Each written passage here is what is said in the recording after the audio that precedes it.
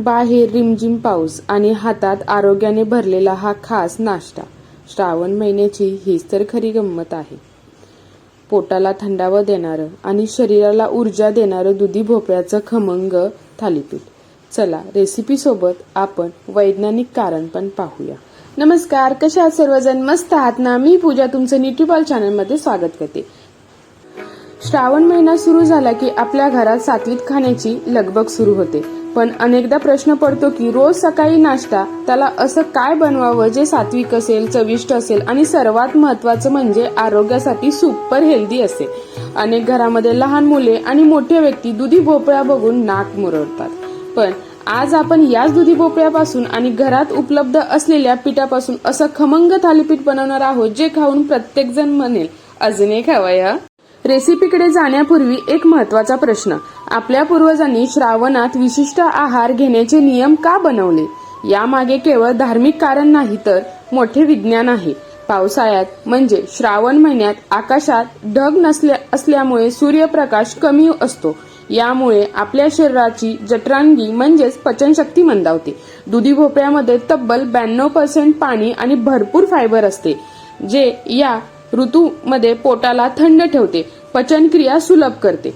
आज आपण यात ज्वारी आणि बेसन वापरणार आहोत, जे पचायला हलकं आणि प्रोटीनला भरपूर आहे. चला तर मग वेळ न घालवता पाहूया साहित्य.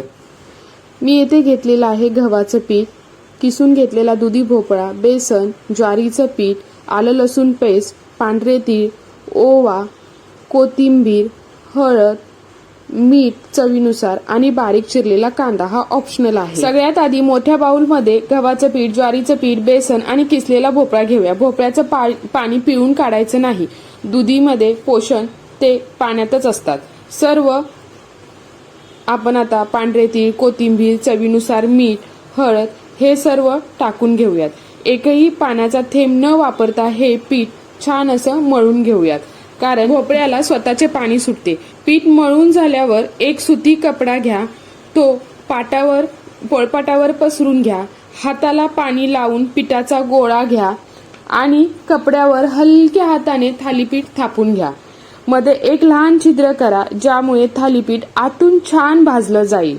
तुम्ही बघू शकता मी मस्त असं थालीपीठ हे थापून घेत आहे. तुम्हाला जर थालीपीठ थापता येत नसेल ना, काही नाही, फक्त पुढची जी आपली 4 बोटे असतात ना, त्याला पाणी लावून ते फक्त असं थापत जायचं. छान असं गोलाकार आपलं थालीपीठ रेडी झालेलं आहे. तुम्ही आपल्या चॅनलला जर सबस्क्राईब केलं नसेल तर नक्की जाऊन करा आणि बेल आयकॉनवरतीही प्रेस करा, म्हणजे तुम्हाला अशा हेल्दी रेसिपी पाहायला भेटतील. मी हे थालीपीठ जास्त जाडही नाही किंवा जास्त पातळही नाही, मीडियम मध्ये हे थापून घेतलेलं आहे. आता आपण गॅस मध्यम आचेवर ठेवून दोन्ही बाजूनी हे छान सोनेरी रंग येईपर्यंत भाजून घेणार आहोत. त्यासाठी मी तव्यावर थोडंसं गाईचं तूप सोडून दिलेलं आहे आणि कापडासह थालीपीठ तव्यावर उलटे टाकलेलं आहे आणि कपडा आता हळूच काढून घेणार आहोत आणि आपला गॅस मंद आचेवर ठेवून हे दोन्ही बाजूनी मस्त असं सोनेरी कुरकुरीत होईपर्यंत भाजून घेणार आहोत.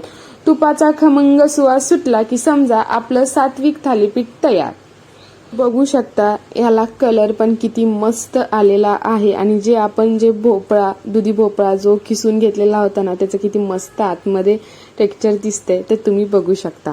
आपलं हे जे थालीपीठ आहे ना, ते तुम्ही दह्यासोबत खाऊ शकता किंवा पुदिनाची चटणी करा आणि त्यासोबत खा.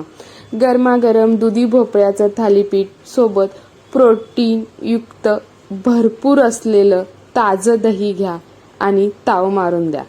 तुम्ही बघू शकता आपलं हे नाश्ता शरीराला दिवसभर लागणारी ऊर्जा देईल, पोट हलके ठेवेल आणि वजनावरही नियंत्रण ठेवण्यास मदत करेल. तुम्हाला आजची ही वैज्ञानिक आणि पारंपरिक माहिती असलेली रेसिपी कशी वाटली मला कमेंट करून नक्की सांगा. जर तुम्ही चॅनलवर नवीन असाल तर आपल्या न्यूट्रिबॉल चॅनलला नक्की सबस्क्राईब करा आणि बेल आयकॉन दाबा. या श्रावण सिरीजमध्ये तुम्हाला अजून कोणत्या भाज्यांची रेसिपी पाहायला आवडेल हे मला नक्की कमेंट करून सांगा. आणि हो, निरोगी खा, सात्विक रहा. भेटूया पुन्हा अशाच नेक्स्ट हेल्दी रेसिपीमध्ये. तोवर ईट क्लीन, लिव्ह हेल्दी. धन्यवाद.